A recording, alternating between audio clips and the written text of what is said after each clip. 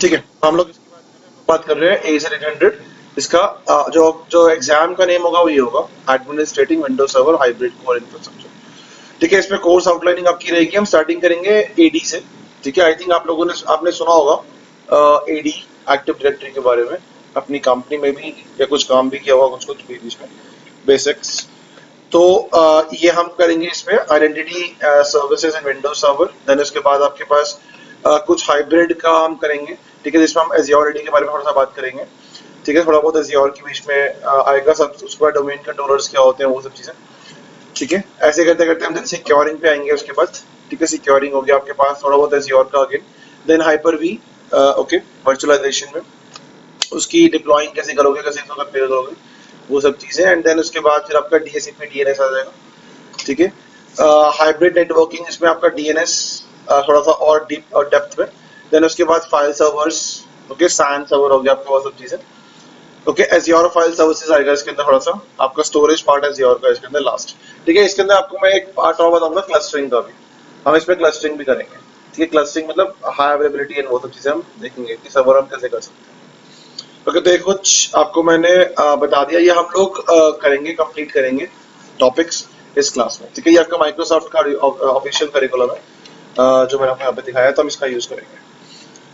ठीक है, ठीक है, स्टार्ट करते हैं। सो हम बात करते हैं इसकी AZ800 की। ठीक है, अभी देखो इसके अंदर हम लोग जो मोस्टली पढ़ने वाले हैं, ठीक है, वो आपका विंडोज सर्वर 2000, विंडोज सर्वर 2019। ठीक है, या और आपको विंडोज सर्वर 2022 का भी यूज कर सकते हो इसमें। विंडोज सर्वर 2022 का भी हम यूज कर सकते हैं इसके अंदर। ठीक है, बट हम मोस्टली इसमें 2019 का पढ़ेंगे। जो आपके नए फीचर्स आए हुए हैं 2022 के अंदर, ठीक है, मैं आपको उसमें इंट्रोड्यूस करा दूंगा इसके अंदर कि हम क्या क्या उसमें न्यू फीचर्स आए हैं और क्या क्या आपका अलग से इसके अंदर कंसेप्ट आया हुआ है 2022 के अंदर। ठीक है, पहले हम स्टार्टिंग करेंगे बिल्कुल बेसिक से। ठीक है, तो आप आपके पास नंबर क्वेश्चन वन आपको पता होना चाहिए, व्हाट इज सर्वर, सर्वर क्या होगा। ठीक है, इसका बेसिक नीड क्या है हमारे पास। ओके, दो क्वेश्चन आपको पता होना चाहिए। Number one, what is server, and question number two, why we need servers. ठीक है, हमें हमारा सर्वर होता क्या है, ठीक है, एंड देन हमें सर्वर की नीड क्यों है, why we need servers in our network और इन आवर एंटरप्राइज नेटवर्क्स और इन आवर स्मॉल नेटवर्क्स। ठीक है, जिसमें भी आपका कोई बड़ा नेटवर्क है, मतलब आपका कोई एंटरप्राइज नेटवर्क है, वहां हमें सर्वर की नीड क्या है। या अगर आपके पास कोई छोटा नेटवर्क है, मान लो आपके पास कुछ 50-60 कंप्यूटर्स हैं, आपको उनको कनेक्ट करना है, कम्युनिकेट करना है, मैनेज करना है, तो वहां पे हमें सर्वर की नीड क्यों। Okay, number one, what is server. तो सर्वर क्या आपका, सर्वर एक आपका एक फिजिकल और एक कह लो आपका एक वर्चुअल कंपोनेंट है। ठीक है, हम फिजिकल सर्वर भी यूज कर सकते हैं, हम वर्चुअल सर्वर्स भी यूज कर सकते हैं। आई होप आपने सुना होगा वर्चुअल मशीन्स के बारे में, राइट, जैसे वर्चुअलाइजेशन होता है, राइट, जैसे आप हाइपर वी की बात करो या VMware की बात करो, तो उसमें हम क्या करते हैं, वर्चुअल मशीन्स क्रिएट कर लेते हैं। तो वो क्या आपके वर्चुअल कंपोनेंट्स, मतलब वर्चुअली आप क्रिएट कर रहे हो। तो सर्वर क्या पे आप क्या ले सकते हो, या आप क्या डेफिनेशन प्रोवाइड करोगे, ये क्या आपका एक फिजिकल फिजिकल और you can say that virtual component कह सकते हैं इसको। It is used to simple, it is used to provide the resources. ठीक है, सिंपल इज दैट। अगर मैं किसकी बात कर रहा हूँ, मैं अगर आपके सर्वर की बात कर रहा हूँ, तो चाहे वो फिजिकल हो चाहे वो वर्चुअल हो, कोई भी आपका सर्वर हो, चाहे वो फिजिकल हो चाहे वर्चुअल हो, हम उसका मेनली काम क्या करते हैं, it is used to provide the resources. वो सिर्फ रिसोर्सेज प्रोवाइड करने का काम आता है। ठीक है, मतलब कोई भी रिसोर्सेज हो, चाहे वो आपकी मतलब आप कोई रिसोर्सेज एक्सेस कर रहे हो, या आप कह लो आप कोई डेटा एक्सेस कर रहे हो, कोई वीडियो एक्सेस कर रहे हो। ठीक है, जैसे आप मान लो आपने कोई डाउनलोड किया कुछ google.com से, तो वो क्या आपका गूगल क्या इस टाइम पे आपका सर्वर है जो आपको प्रोवाइड कर रहा है चीजें, इंफॉर्मेशन, कोई भी जो भी आप उसको उसमें सर्च कर रहे हो। ठीक है, अब क्वेश्चन ये आता है कि व्हाई वी नीड सर्वर, हमें सर्वर की नीड क्यों है। हमें सर्वर की नीड क्यों है, for centralize management, for centralized management. Now, what is the meaning of centralized management over there? Centralize management मतलब यहाँ पे क्या हो गया, एग्जांपल आपको देता हूँ। जैसे मान लो हमारे पास यहाँ पे एक नेट एक्सपर्ट्स है, राइट। अब मान लो इसकी 2 ब्रांचेस है, ये एक साइट हो गई मान लो, और नेट एक्सपर्ट्स की आपकी साइट 1 हो गई मान लो। साइट वन मतलब लोकेशन 1 अभी कह सकते हो। अब मान लो ये आपकी इंडिया के अंदर है, तो मान लो यहाँ पे आपकी ये नोएडा में आपकी साइट होगी, एग्जाम्पल ले लेते हैं नोएडा लोकेशन पे, एक मेरी साइट है। ओके, अब इस साइट के अंदर आप एग्जांपल ले लो, इसमें हमारे पास 100 डिवाइसेस है, कोई भी डिवाइस, चाहे वो आपके पीसीस हैं, लैपटॉप्स हैं, ठीक है, या और अदर डिवाइस है, कोई भी डिवाइस। तो आपके मान लो इस साइट पे 100 डिवाइस है।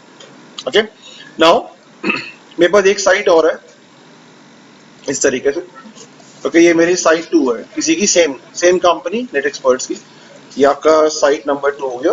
ओके, एंड देन मान लो ये आपका यहाँ पे गुड़गांव में, ये गुड़गांव, ये भी इंडिया के अंदर है, गुड़गांव लोकेशन। ओके, या मान लो आप दिल्ली लोकेशन पे। ओके, नाउ इसके अंदर ही मान के चलो आपके पास 200 डिवाइस जो यहाँ पे काम कर रहे हैं, डिवाइसेस काम कर रहे हैं। ओके, अब मैंने क्या किया हुआ है ये लोकेशंस आपस में दूर दूर है, मतलब 30-40 किलोमीटर का डिफरेंस है इन दोनों लोकेशंस में। तो हम लोगों ने यहाँ पे क्या किया, हम लोगों ने एक वैन लिंक ले लिया। समझते हो वैन लिंक क्या होता है? जी सर। ओके, हाँ, वैन लिंक मतलब क्या हो गया आपका, ऐसे कह लो आईएसपी टाइप से। ठीक है, हम लोगों ने यहाँ पे क्या किया, हम लोगों ने आईएसपी के थ्रू इन दोनों साइट्स को आपस में कनेक्ट कर लिया। ठीक है, मतलब मैंने इंटरनेट का यूज कर लिया मान लो। ठीक है, ये आपका आईएसपी हो गया एग्जाम्पल। ओके,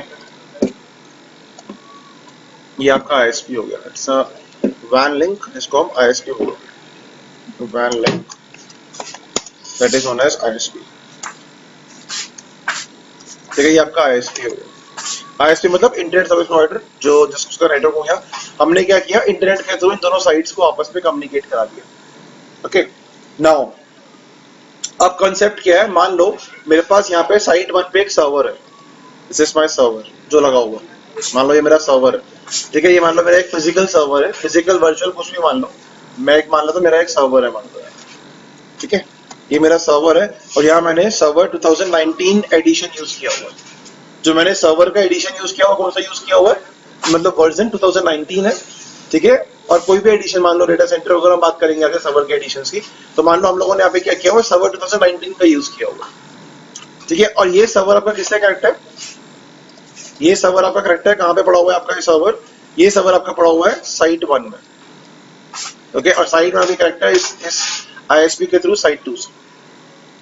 ओके, अब मैं क्या, अब आपके साइट 2 में कोई सर्वर वगैरह नहीं है, साइट 2 में सिर्फ आपके 200 डिवाइस हैं जो पड़े हुए हैं।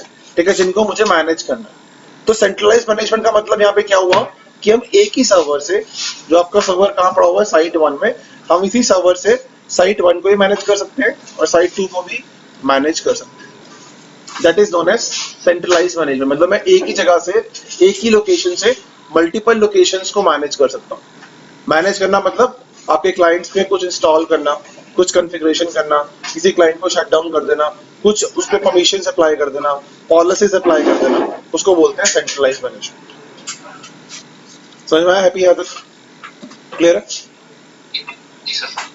तो कॉन्सेप्ट क्या आता है, एक चीज और ध्यान रखना हैप्पी, अगर कोई डाउट होगा ना तो पूछ लेना, वेट मत करना टॉपिक कंप्लीट करने होने का। ठीक है, ओके। तो अब ये सर्वर क्या कर रहा है यहाँ पे क्या कर रहा है आपका सर्वर, ये सर्वर कर रहा है आपको क्या प्रोवाइड कर रहा है, सेंट्रलाइज मैनेजमेंट। सबसे बड़ा इंपॉर्टेंट चीज, सेंट्रलाइज मैनेजमेंट प्रोवाइड कर रहा है। ठीक है, ये सेंट्रलाइज मैनेजमेंट प्रोवाइड कर रहा है, इसलिए हम सर्वर का यूज कर रहे हैं यहाँ पे। सेंट्रलाइज मैनेजमेंट प्रोवाइड कर रहा है आपको ये। ओके, तो सर्वर हम मोस्टली हम क्यों यूज करते हैं, सबसे नंबर 1 रीजन किसका, सेंट्रलाइज मैनेजमेंट। हम सेंट्रलाइज मैनेजमेंट करते हैं सर्वर के थ्रू। नंबर 2 रीजन क्या होता है इसका, it provide more security as compare to clients. ठीक है, मतलब आपके अगर आपके पास सर्वर है तो क्या मोर सिक्योरिटी प्रोवाइड करता है। ठीक है, सिक्योरिटी कैसे, जैसे हम यहाँ पे पॉलिसीज का यूज कर सकते हैं, ग्रुप पॉलिसीज का। ठीक है, ग्रुप पॉलिसीज। अब मतलब पॉलिसीज मतलब यहाँ पे क्या हो गया, जैसे मान लो मैं चाहता हूँ कि भाई जो मेरे 100 डिवाइस हैं साइट 1 में, जो मेरे साइट 1 में 100 डिवाइस हैं, वो क्या कर सके, वो मतलब कोई प्रोग्राम इंस्टॉल ना कर सके या कोई एप्लीकेशन इंस्टॉल ना कर सके अपने हमारे हमारे पीसीज में। ठीक है, मान लो मेरे पास यहाँ पे 100 पीसीज हैं, ये डिवाइस क्या मेरे पास लैपटॉप्स और डेस्कटॉप्स है मान के चलो कुछ। ठीक है, और ये डिवाइसेस जो हैं आपके, ठीक है, वो मान लो आपके कुछ क्या हैं, लैपटॉप डेस्कटॉप्स हैं जो किस पे काम कर रहे हैं आपके, विंडोज 10 पे काम कर रहा है कुछ। ठीक है, कोई आपके विंडोज 11 पे काम कर रहे हैं। ठीक है, हम लोग ये दो विंडोज यूज कर रहे हैं आपके 100 डिवाइसेस के अंदर। ठीक है, आपकी माइक्रोसॉफ्ट की विंडोज यूज कर रहे हैं, विंडोज 10, विंडोज 11। ओके, तो मैं क्या चाह रहा हूँ, जो आपके 100 डिवाइसेस हैं जो मेरे सर्वर 2019 से मैं मैनेज कर रहा हूँ, उनके अंदर ये क्या कर सके, ये लोग कोई एप्लीकेशन या कोई सॉफ्टवेयर इंस्टॉल ना कर सके। जो मेरे यूजर्स हैं वो क्या ना कर सके, जो मेरे एम्प्लॉयज हैं मेरी कंपनी के अंदर, वो क्या ना कर सके, कोई सॉफ्टवेयर से एप्लीकेशन इंस्टॉल ना कर सके। तो उसके लिए मुझे क्या चाहिए, उसके लिए मुझे ग्रुप पॉलिसीज चाहिए। ठीक है, ग्रुप पॉलिसीज का यूज कर सकता हूँ। इसके अलावा और बहुत सारी परमिशंस होती हैं, मैं एनटीएफएस परमिशंस का यूज कर सकता हूँ। ओके, एनटीएफएस परमिशन मतलब मान लो अगर आप चाहते हो कि भाई मेरा कोई यूजर है, ओके, मैंने कोई फाइल या फोल्डर क्रिएट किया हुआ है, अब मैं चाहता हूँ कि भाई वो यूजर उस फोल्डर को सिर्फ व्यू कर पाए, उसमें कुछ मॉडिफिकेशन ना कर पाए, मतलब उस फोल्डर को वो मॉडिफाई ना कर पाए या डिलीट ना कर पाए या उस फाइल को मॉडिफाई ना कर पाए जो उस फोल्डर के अंदर पड़ी है। तो मैंने यूज किया, हम यहाँ पे क्या कर सकते हैं, एनटीएफएस परमिशंस यूज कर सकते हैं। ठीक है, तो सर्वर आपको क्या प्रोवाइड, सर्वर प्रोवाइड नहीं करता, ये एक्चुअली आपका फाइल सिस्टम है, but yes we can use NTFS permissions also.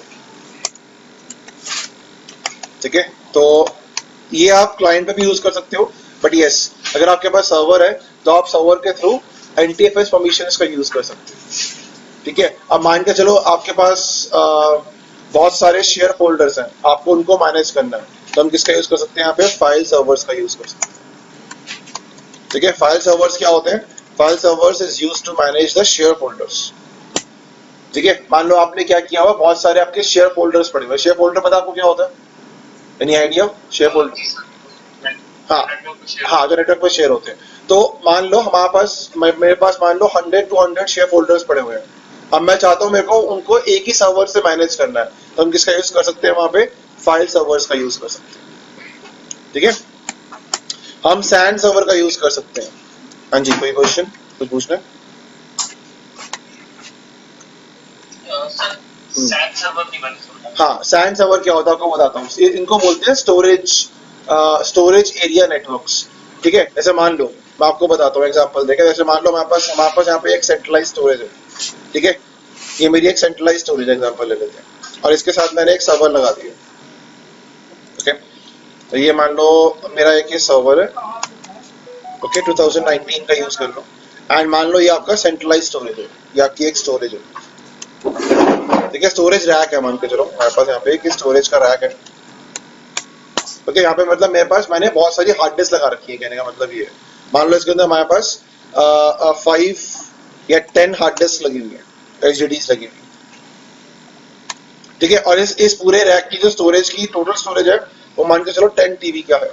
ये स्टोरेज है, मतलब 1 टीबी की एक हार्ड डिस्क है, तो टोटल कितना हो गया, 10 टीबी की स्टोरेज है, कैपेसिटी है इस रैक की। अब मैंने क्या किया, इस रैक को इस सर्वर से अटैच कर लिया, और मैंने इस सर्वर को क्या बना दिया, मैंने इस सर्वर को बना दिया सैंड सर्वर। तो क्या होगा, ये सर्वर आपका जो होगा वो इस स्टोरेज को इजीली मैनेज कर सकता है। ठीक है, सेंट्रली। तो अगर आपको सेंट्रली स्टोरेज प्रोवाइड करनी है तो हम किसका यूज करते हैं, सैंड सर्वर्स का। ऐसे मान लो आपके पास बहुत सारे जैसे डिवाइसेस, जैसे मैंने आपको बताया अभी, आपके पास बहुत सारे डिवाइसेस हैं। ठीक है, अब आप क्या चाहते हो कि भाई जितने भी डिवाइस हैं वो सारे के सारे डिवाइस, क्या कह लो, जितने भी यूजर्स हैं वो सारे के सारे यूजर्स कहाँ पे स्टोरेज सेव करें, या उनकी कहाँ पे डेटा पे सारा स्टोर हो, इस स्टोरेज में, स्टोरेज रैक में। ठीक है, मैं क्या चाहता हूँ कि भाई ये जो आपके डिवाइसेस हैं, कंपनी में ऐसा ही होता है, अगर आप कंपनी की बात करते हो तो ये आपके जो 100 डिवाइस हैं, ये सारे के सारे अपनी डेटा कहाँ पे सेव कर रहे हैं, इस स्टोरेज रैक में। ठीक है, और मैनेज कौन कर रहा है स्टोरेज रैक को, इस सर्वर्स। हाँ जी सर, ये जो मैप नेट ड्राइव्स करते हैं कंपनीज में, ये सैंड सर्वर, हाँ, जो आप मैप ड्राइव्स करते हो एक्चुअली होता क्या है, वो आप उसने आपको एक स्टोरेज प्रोवाइड की होती है, सेंट्रलाइज स्टोरेज। वैसे मान लो मैं 10 जीबी की स्टोरेज लगा रहा हूं, ये सेंट्रलाइज है। ठीक है, मैंने इस स्टोरेज के थ्रू अपने यूजर को या अपने किसी पर्टिकुलर कंप्यूटर को एक मैप ड्राइव प्रोवाइड करता है इस तरीके से। ठीक है, तो ये आपका जो स्टोरेज मिल रहा है आपको, वो एक स्टोरेज, एक सेंट्रलाइज स्टोरेज से मिल रहा है। इसको हम क्या बोलते हैं, स्टोरेज रैक, जो आपको स्टोरेज प्रोवाइड कर रहा है। आ समझ में? ठीक है, तो हम लोगों ने यहाँ पे क्या कर लिया, एक सेंट्रलाइज स्टोरेज बना लिया। ठीक है, जिसको हम और उस स्टोरेज को मैनेज करने के लिए हम लोगों ने सैंड सर्वर क्रिएट किया। ठीक है, तो हमारे पास सैंड सर्वर्स होते हैं। इस सैंड को फुल फॉर्म होती है आपकी स्टोरेज अटैच्ड नेटवर्क। ठीक है, स्टोरेज अटैच्ड नेटवर्क, ये आपका एक नेटवर्क है जो आपको स्टोरेज, सेंट्रलाइज स्टोरेज प्रोवाइड करता है। ठीक है, तो अब ये आपका जो सैंड सर्वर है क्या करेगा, आपके स्टोरेज को मैनेज करेगा। ठीक है, और इसके थ्रू मान लो मेरा कोई सर्वर है, मैं मान लो मल्टीपल सर्वर्स हैं। ठीक है, मेरे एक सर्वर को स्टोरेज चाहिए, तो मैं करूंगा इस सैंड सर्वर के थ्रू ये स्टोरेज रैक के बेसिस पे उसको स्टोरेज प्रोवाइड कर दूं। ठीक है, तो जो आपकी स्टोरेज प्रोवाइड होती है सर्वर्स को मोस्टली, वो कौन प्रोवाइड करता है, आपका स्टोरेज रैक से मिलती है उनको, और वो मैनेज कौन कर रहा है, आपका सैंड सर्वर। आ समझ में? क्लियर? तो इस तरीके से, ओके, तो ये आपका बेसिक कंसेप्ट है जो आप लोगों को पता होना चाहिए। ठीक है, अब इसके अलावा एक कंसेप्ट और है, ये आपको स्लाइड्स ना मैं व्हाट्सएप पे पिंग कर दूंगा। ठीक है, ये जो हमने स्लाइड्स बनाई है। ओके फाइन, नाउ नेक्स्ट आता है इसके बाद, देखो एक बहुत इंपॉर्टेंट चीज है। जैसे अगर मैं बात करता हूँ, अभी हम बेसिक ही पढ़ रहे हैं, राइट? ठीक है, अब क्वेश्चन नंबर 3 एक आता है आपके पास, what is client. Now client क्या होता है? ठीक है, तो क्लाइंट का मेनली एक सिंपल डेफिनेशन आप क्या प्रोवाइड कर सकते हो, ये भी आपका एक फिजिकल और एक वर्चुअल कंपोनेंट है। मतलब आप फिजिकल क्लाइंट भी हो सकते हो, आपका वर्चुअल क्लाइंट भी क्रिएट कर सकते हो with the help of virtual machines. तो ये भी हम क्या कर सकते हैं, it also a physical and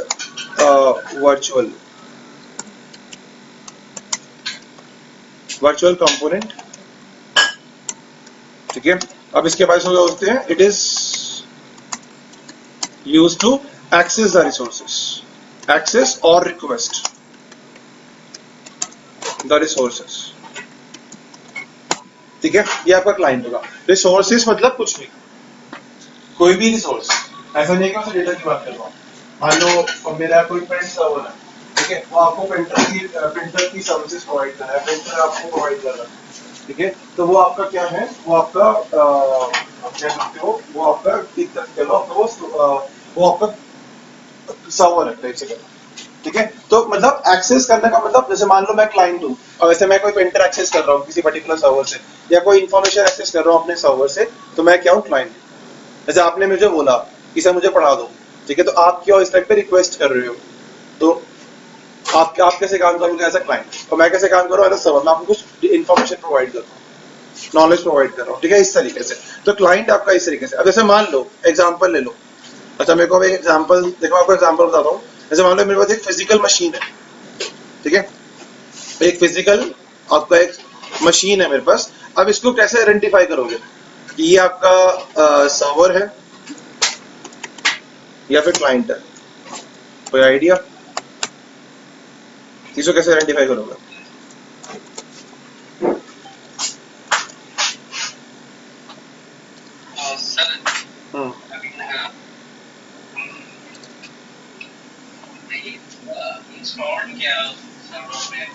हाँ, तो मैं आपको मान लो किसी ने आपके मामले एक मशीन लाके रख दी, ठीक है, तो अब वो आपसे पूछता है कि सर ये क्या है। अब जैसे मान लो आप आईटी एडमिनिस्ट्रेटर हो, ठीक है, अब कोई मशीन इसने लाके रख दी, वो पूछता है आपसे कि भाई ये क्या है सर, ये क्या है, ये क्लाइंट है या सर्वर है, क्या है, मेरे को समझ नहीं आ रहा।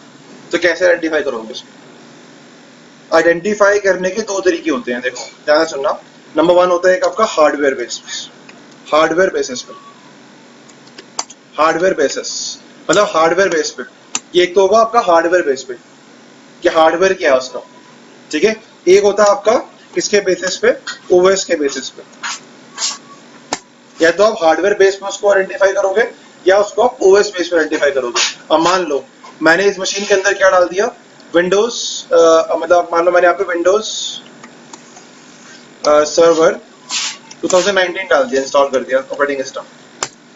तो क्या है, तो आप क्या बोलोगे इसको, ये सर्वर है, राइट?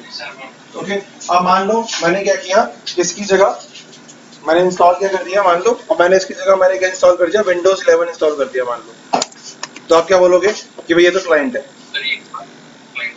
ठीक है। तो ओएस हमारे, हम यहाँ पे क्या कर रहे हैं, पहले ओएस के बेसिस पे आइडेंटिफाई कर रहे हैं, ठीक है। तो आपके जो ओएस हैं वो कुछ टाइप्स के होते हैं, ये ध्यान रखना।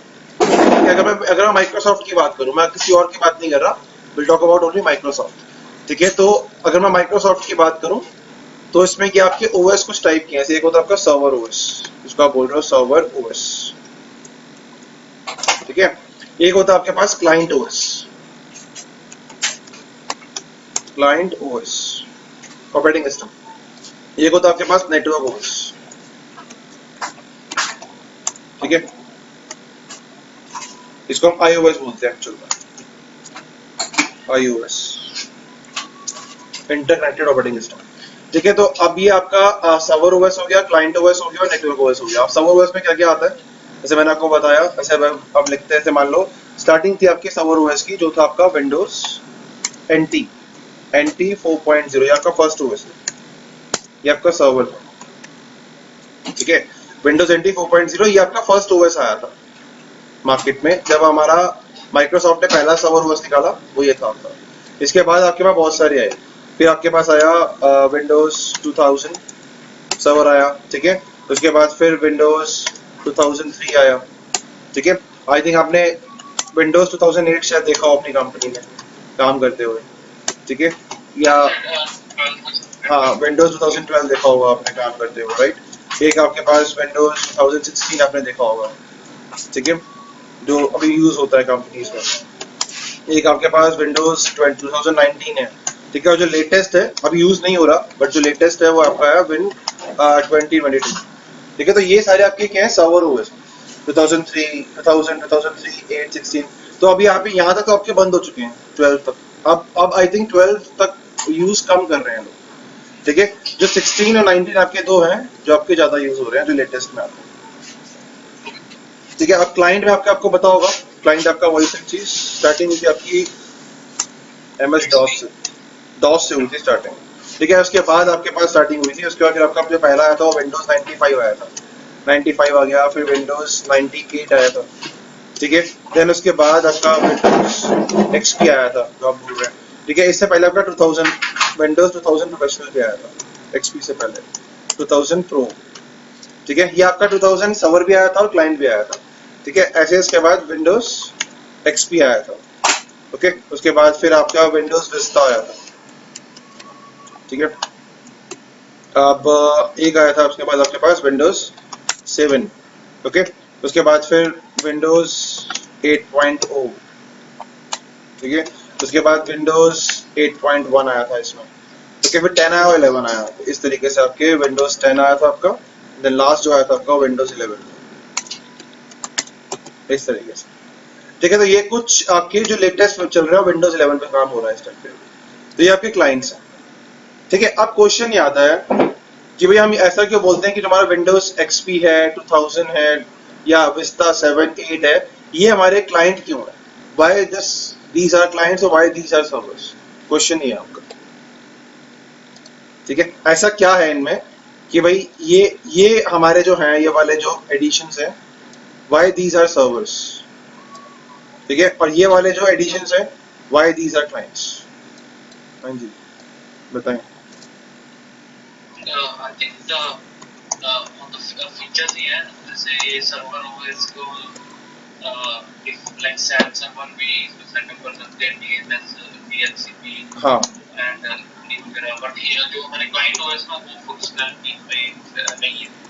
हाँ राइट। तो अगर मैं बात करता हूँ, अगर मान लो मुझे एडी इंस्टॉल करनी है, ठीक है, मान लो मुझे एक्टिव डायरेक्टरी इंस्टॉल करनी है, तो मुझे उसके लिए क्या चाहिए, मुझे उसके लिए सर्वर एडिशन चाहिए। ये आपको एक्स्ट्रा एक्स्ट्रा सर्विसेज प्रोवाइड करते हैं, एक्चुअल में कहने का मतलब ये है इन शॉर्ट।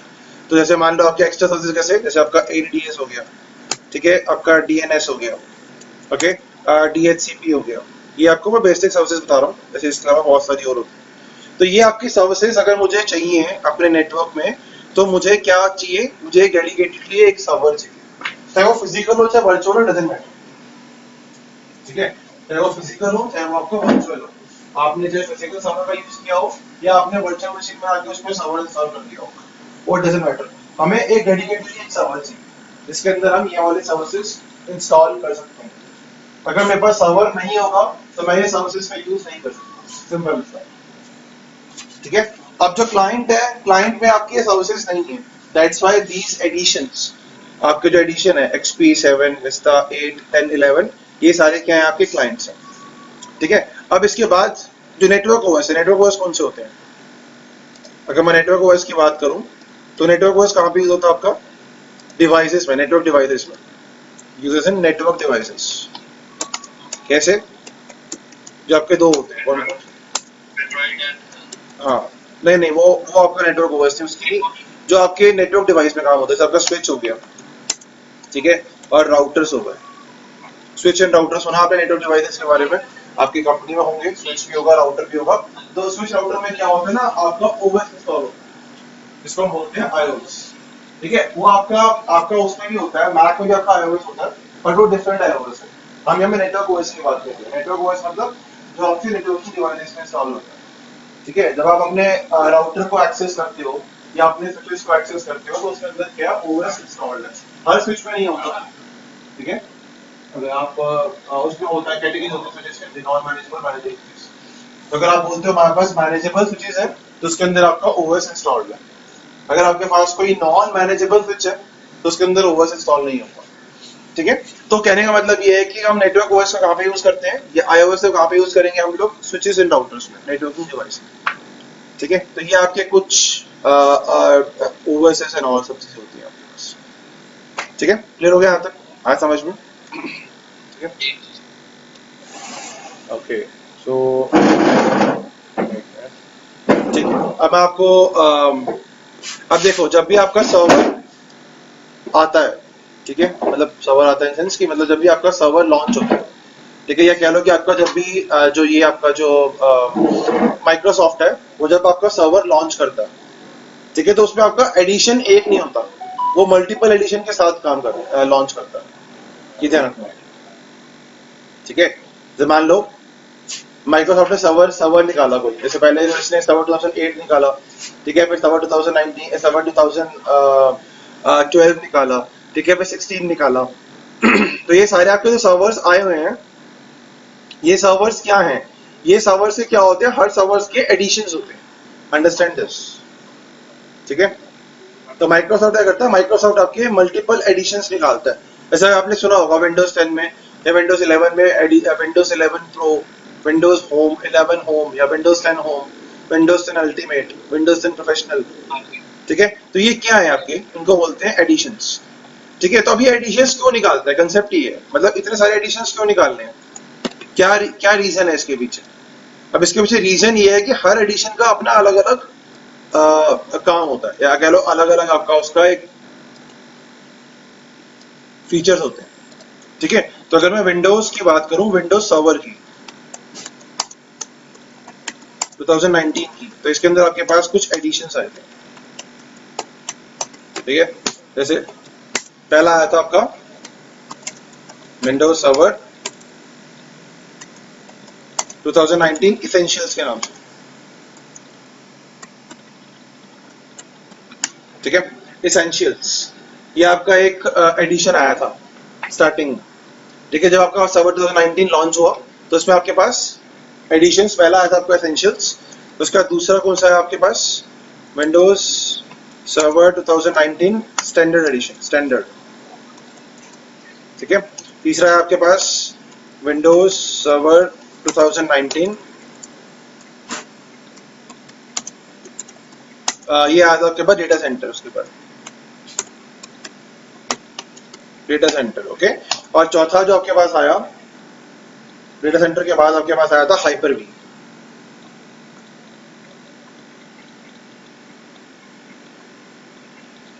चौथा आपके पास आया था हाइपर वी, जो लास्ट एडिशन था आपका सर्वर 2019 के अंदर, fourth one, that is known as hyper V. तो हाइपर वी क्या है, हाइपर वी आपका वर्चुअलाइजेशन प्लेटफॉर्म है। ठीक है, अगर आप जैसे जैसे आप VMware का यूज करते हो वर्चुअलाइजेशन के लिए, करते हो ना, ठीक है, VMware का VMware वर्कस्टेशन यूज करते हो क्लाइंट के लिए। ठीक है, सर्वर के लिए आप करते हो EXSI, सर्वर होता है VMware, उसका यूज करते हैं। वैसे ही माइक्रोसॉफ्ट ने क्या लॉन्च किया, अपना खुद का प्रोडक्ट लॉन्च किया वर्चुअलाइजेशन के लिए, उसको क्या बोलते हैं हम लोगों ने, हाइपर वी। ठीक है, तो हाइपर वी लॉन्च किया उसने। हाइपर वी क्या आपका एक वर्चुअलाइजेशन का प्लेटफॉर्म है जिसके थ्रू हम वर्चुअलाइजेशन करते हैं। ठीक है, तो सेम लाइक उबुंटू जैसा उबुंटू करता है। हाँ, जैसे कौन सा करता है? उबुंटू करके UB1TU। उबंटू आपका लिनक्स का प्लेटफॉर्म है, वो आपका माइक्रोसॉफ्ट का सर्वर नहीं है। वर्चुअलाइजेशन मतलब जैसे मान लो आप जैसे VMware यूज कर रहे हो, मान लो उसमें मल्टीपल VMs क्रिएट कर लेते हो, राइट?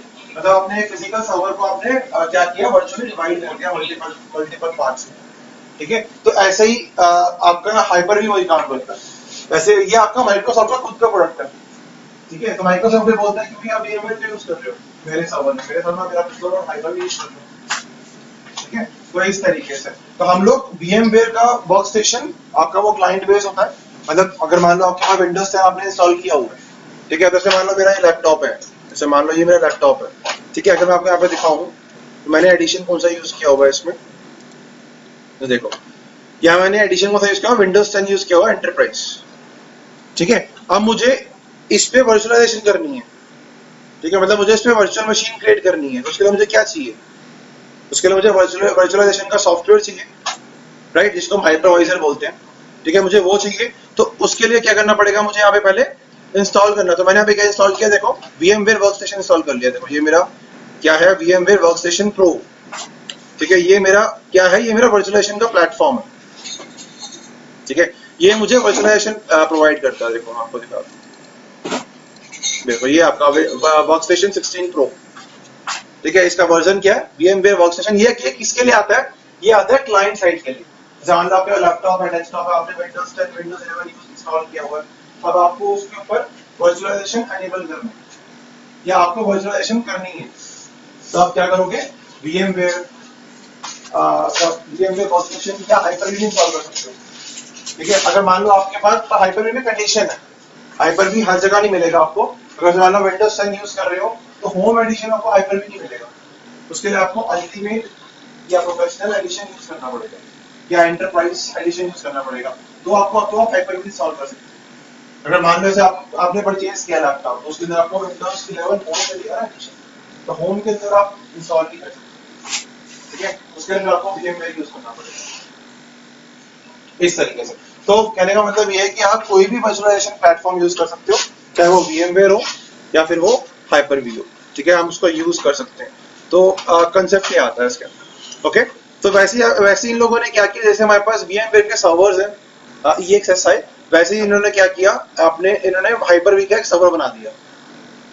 ठीक है, तो मान लो मैंने एक सर्वर इंस्टॉल किया, जैसे मान लो मैंने यहाँ पे क्या किया, ये मेरा एक सर्वर है, मान के चलो फिजिकल सर्वर। ठीक है, ये मेरा फिजिकल सर्वर एग्जांपल ले लो, this my physical server hardware है मान लो। ठीक है, इसके अंदर मैंने यहाँ पे क्या किया, यहाँ मैंने सर्वर 2019 हाइपर-वी इंस्टॉल कर लिया मान लो। ठीक है, तो अब मैं क्या कर सकता हूँ, इस सर्वर से वर्चुअलाइजेशन कर सकता हूँ। अब मैं इस पर्टिकुलर फिजिकल सर्वर से मल्टीपल VMs क्रिएट कर सकता हूँ।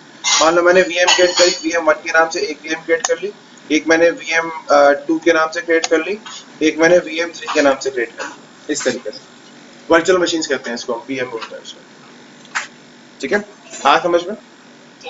ओके, तो वर्चुअलाइजेशन हमारे पास क्यों आया था, ताकि हमारे पास जो फिजिकल रिसोर्सेज हैं, ठीक है, वो वेस्ट ना हो। मान लो मेरा एक सर्वर है, फिजिकल सर्वर। ठीक है, अब इसके अंदर मान लो मैंने 32 GB रैम लगाई हुई है। ठीक है, 1 TB की मेरी हार्ड डिस्क है इसके अंदर। अब मान लो मैं एक सर्वर इसमें इंस्टॉल कर रहा हूँ, तो कितना ऑक्यूपाई कर लेगा वो एक सर्वर, बस 32 GB में से मान के चलो वो 1 GB ऑक्यूपाई कर लेगा, बाकी 24 GB वेस्ट हो गया ना। ठीक है, तो वेस्टेज ना हो इसलिए हम लोगों ने वर्चुअलाइजेशन का यूज किया है यहाँ पे। वर्चुअलाइजेशन का मतलब माइक्रोसॉफ्ट ने वर्चुअलाइजेशन को लॉन्च किया। ओके, तो इस तरीके से अब कहने का मतलब ये है कि आप इसका यूज कर सकते हो यहाँ पे वर्चुअलाइजेशन के लिए। ठीक है, बाकी हम अगर एडिशंस की बात करते हैं, तो जो आपका इसेंशियल है, पहला एडिशन इसकी हमने बात करी, इसेंशियल्स। अब इसके अंदर क्या क्या होता है मैं आपको बता देता हूँ, इसका क्या कैपेसिटी होती है और कितना आप इसको यूज कर सकते हैं, कहाँ पे। ठीक है, ये आपका पहली चीज, अगर मैं सर्वर 2019 इसेंशियल्स की बात करूं, ओके, तो एसेंशियल्स में नंबर 1, ये कितने यूजर्स को डिवाइस को सपोर्ट करता है? Support up to 25 users and 50 devices, not more than that. आया समझ में? ठीक है, अगर आपकी कंपनी में 25 यूजर्स हैं और 50 डिवाइसेस हैं तो आप इसेंशियल्स को यूज कर सकते हैं। ठीक है, इसमें अगर मैं हार्डवेयर की बात करूं तो इसके अंदर हम मैक्स 64 जीबी रैम का यूज कर सकते हैं। ये आपका मैक्सिमम है, ये मैक्स है, इससे ऊपर नहीं यूज कर सकते हैं इस वाले सर्वर एडिशन में। ठीक है, तो कंसेप्ट ये आता है। हार्डवेयर, सॉरी सर, ये जैसे हार्डवेयर इतना ही होता है लाइक सॉफ्टवेयर वाइज ही आप इतना यूज कर सकते हो? नहीं, मतलब कहने का मतलब ये कि अगर आप फिजिकल सर्वर आपके पास 500 लोगों में है, ठीक है, और आपको उसके अंदर एसेंशियल्स का यूज करना है, विंडोज सर्वर 2019 एसेंशियल्स का, ठीक है, तो वो मैक्सिमम कितना सपोर्ट करेगा? 64 जीबी रैम। हम अपने सर्वर्स में इससे ऊपर रैम भी लगा सकते हैं, इट डजंट मीन कि, पर ये है कि सपोर्ट इतना ही करेगा। अब इससे ऊपर लगा लो तो वो आपकी वेस्ट है, वो सपोर्ट नहीं कर रहा उससे। ठीक है, तो कहने का मतलब ये, अब ये आपके सारी चीजें सपोर्ट नहीं करता। जो आपके जो सर्वर के जो रोल्स होते हैं ना, जैसे मैंने आपको बताया कि ये आपके सर्वर एडी प्रोवाइड करते हैं, वो चीजें प्रोवाइड करते हैं, तो ये आपका ज्यादा सपोर्ट नहीं करता। ये कुछ ये बेसिक कंसेप्ट्स के लिए है। हम मोस्टली तो कहाँ पे यूज करते हैं? टेस्टिंग एनवायरनमेंट में, इस वाले सर्वर को। ठीक है, और ये कितना मैक्सिमम प्रोसेसर कितना यूज कर सकता है? 2 processors, not more than that, ये मैक्स है। ठीक है, मतलब ये आपका 2 प्रोसेसर्स और 64 जीबी ऑफ रैम यूज कर सकता है, इससे ऊपर ही यूज नहीं करेगा। कहने का मतलब ये इन शॉर्ट। ठीक है, ओके, ये हो गया आपका कॉन्सेप्ट। ओके, नाउ अगर मैं किसकी बात करूं उसके बाद, अगर मैं बात करूं इसके बाद आपका आता है सर्वर। अच्छा, अलग से बात कर लेते हैं। ठीक है, अब एक आता है इसके बाद आपके पास, हम लोगों ने क्या था पढ़ा था? Server 2019 standard. अब जो स्टैंडर्ड है आपका, अगर मैं सर्वर 2019 स्टैंडर्ड की बात कर रहा हूं, स्टैंडर्ड, अब इसमें क्या होगा?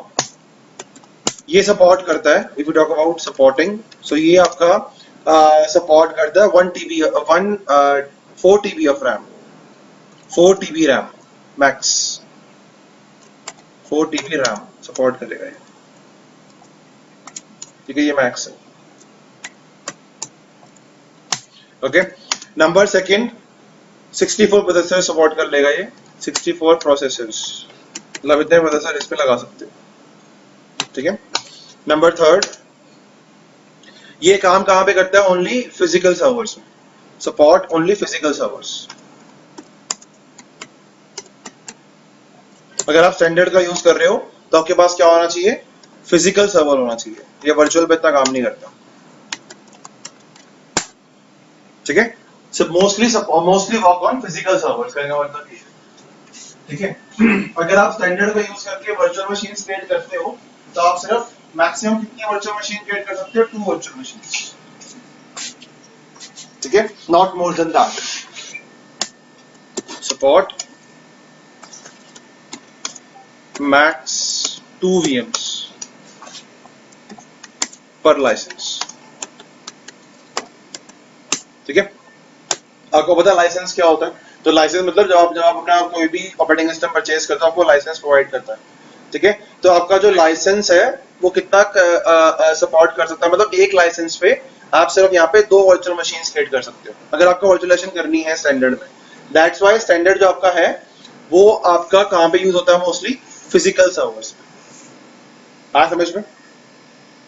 ओके, या ठीक है, अब इसमें अगर मैं उसकी बात करूं डेटा सेंटर की,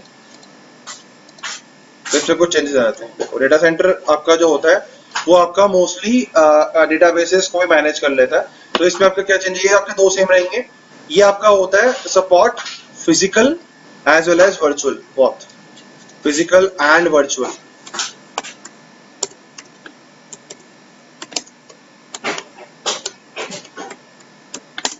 ओके, इसमें आप अनलिमिटेड VMs क्रिएट कर सकते हो, अनलिमिटेड।